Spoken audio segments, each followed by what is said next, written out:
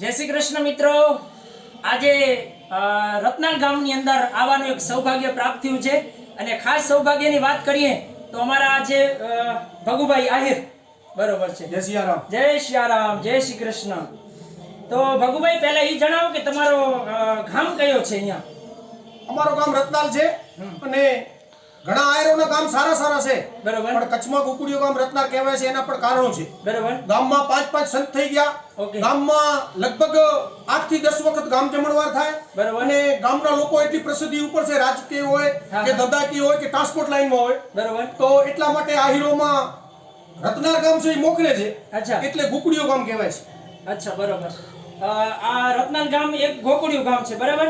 તો ગોકુળિયું ગામ છે તો એના પછી તમને જે વિચાર આવ્યો કે મારે યાત્રાઓ કરવી છે, તો તમે યાત્રાઓ કરવા જાઓ છો દ્વારકા, ગોકુળ, મથુરા, તો એ યાત્રા વિશે થોડુંક અમારા પ્રેક્ષક મિત્રોને જણાવી દો। યાત્રામાં એવું છે કે અમે દર વર્ષે દ્વારકા જઈએ છીએ। હોળીને વાહનેથી ધૂળેટી હોય ત્યારે ધૂળેટી અમારો રત્નાલથી સંઘ નીકળે, ઓછામાં ઓછો 150 થી 200 લોકો હોય। બરાબર। અને હું પોતે પણ રણુજા પગી જઈ આવ્યો, ગોકુળ, મથુરા, વંદરાવન હમણાં પણ પગી ગયો તો 2024માં। બરાબર। અને પહેલા સોમનાથ પણ હું પગી ગયો છું, બરાબર। ચોટીલા અનેક વખત ગયો છું, આમ નાળ સરોવર પણ પગી ગયો છું। અચ્છા। ભારતની અંદર કોઈ મોટો મંદિર એવું નથી કે જ્યાં મેં દર્શન ન કર્યા હોય। બરાબર। નેપાળ 3 વખત ગયો, હા। ભૂતાન ગયો અને કૈલાસ માનસરોવર ચીનમાં અમે રત્નાલથી 3 જણા પણ ગયા હતા દર્શન કરવા। બરાબર છે, એટલે એ જાત્રાનું બરાબર। હવે ભગુભાઈ, તમે જે અહીંયાથી યાત્રાનો જે સંઘ લઈ જાઓ છો એ તમારી સાથે કેટલા લોકો હોય છે અંદાજિત, અને કોણ કોણ હોય છે, ગામના લોકો કે બીજા કોઈ? અહીંયા દ્વારકા સંઘ જાય છે એમાં લગભગ 25 ગામના લોકો હોય અને વ્યવસ્થા બધી હોય, ખર્ચ પણ પોતપોતાનો હોય। હા, રત્નાલના માણસો છે એ મેનમાં હોય કે એનું વ્યવસ્થા કરવાની, જમણવાર ક્યાં રાખવો, ક્યાં સૂવો, એ વ્યવસ્થાને રૂપે અમે હોઈએ, પણ અમે બધા અલગ અલગ ગામેના હોય। બીજી જગ્યાએ ગયા તો અલગ અલગ હતા। હમણાં બ્રજભૂમિ મથુરા ચાલીને ગયા તો એક ભાઈ કાનાભાઈ સતાપરના હતા, એક ભીમાસરના મહારાજ હતા અને અમે બાકી રત્નાલના હતા। અચ્છા, બરાબર છે, ઓકે। ગામ પણ તમારો ગોકુળિયું કહેવાય છે, તમે યાત્રાઓ પણ બહુ સારી એવી કરો છો। ભગુભાઈ, બીજું તમારો જે વિડીયો મેં બનાવીએ છીએ એમાં તમે જે રમત, તમારું જે કૌતુક જે દેખાડો છો એના પાછળ તમારું રહસ્ય શું છે એ અમારા પ્રેક્ષક મિત્રોને જાણવું છે, તો એના વિશે તમે જણાવી દો।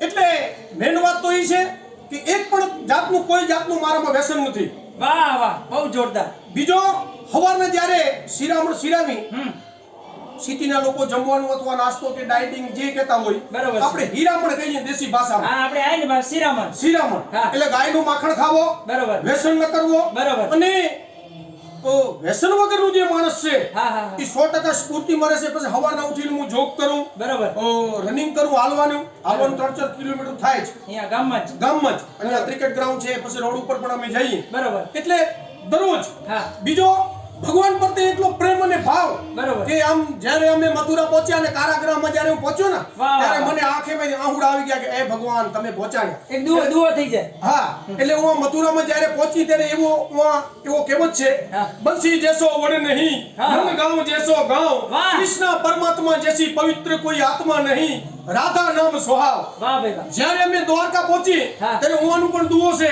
હા। માધવપુરને માનવે અને જાદવરાયની જાન, અરે! પરણે રાણી રૂક્ષ્મણીને તોરણે આવે શ્રી ભગવાન। વાહ વાહ, જ્યારે દ્વારકા સંઘ રત્નાલથી નીકળે હા। ત્યારે ખાસ કરીને રત્નાલના જુવાન મિત્રોનું એવું હોય કહેવાનું હા। કે આપણા ગામનું નામ આવવું જોઈએ। બરાબર। ત્યારે હું મારી રીતે બોલતો હું, હા। મનહરે માખણ ચોરે, અરે! મધુરી વગાડે વેણ, હે!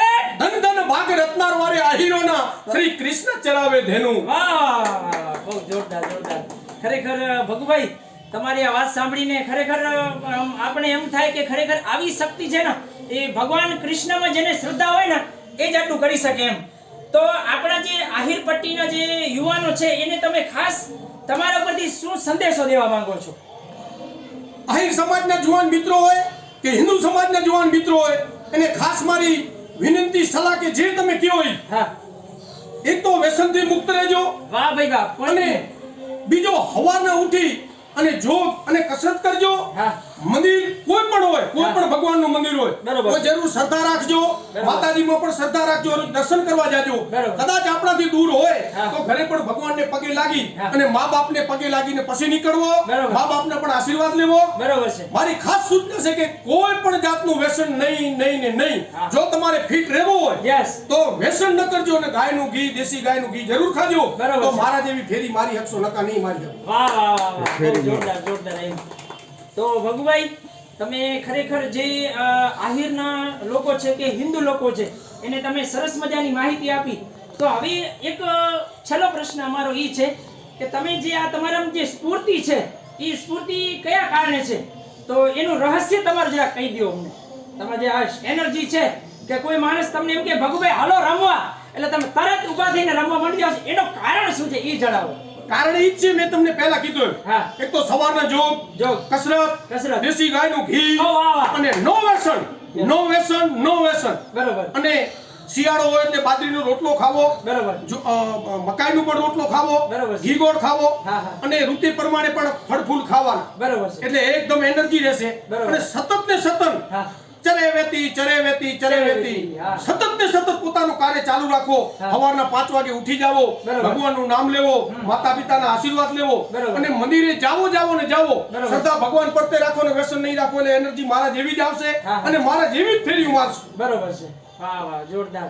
તો નમસ્કાર મિત્રો, આજે આપણે આ ભગુભાઈ જે છે રત્નાના, એમની આપણે મુલાકાત લીધી અને એમણે જે પણ માહિતી આપણને સુધી પહોંચાડી છે અને આ વિડીયોના માધ્યમથી અમે કહેવા માંગીએ છીએ કે ભગુભાઈએ જે માહિતી આપી છે આપણે એનું અનુસરણ કરશું તો ખરેખર એમના જેવી એનર્જી આપણી અંદર આવશે. તો ભગુભાઈ, તમારો ખૂબ ખૂબ આભાર, ધન્યવાદ. અમારા પ્રેક્ષક મિત્રો સુધી ટેકનિકલ આહાર ગુરુની જે ચેનલ છે એ ચેનલમાં તમારો અમે વિડીયો મૂકશું અને લોકો સુધી પહોંચાડવાનો પ્રયત્ન કરશું. તમારો ખૂબ ખૂબ જય શ્રી આભાર. કૃષ્ણ, જય સિયારામ, જય સિયારામ. છેલ્લે એક દુહો થઈ જાય, કોઈ પણ દુહો. અરે માખણ ચોરે ને મનહરે ને મધુરી વગાડે વેણ, એ ધનદાન ભાગરત્નાર વાર્યા હીરોના, એ શ્રી કૃષ્ણ ચરાવે ધેનું, મગમગ જેટલું મેળ્યું અને તલ તલ જેટલા કમાડ, એ માલા સુતો મેળી, એ જેની રોજી ઘોડીની પિતરિયા પલાણ. સિયારામ.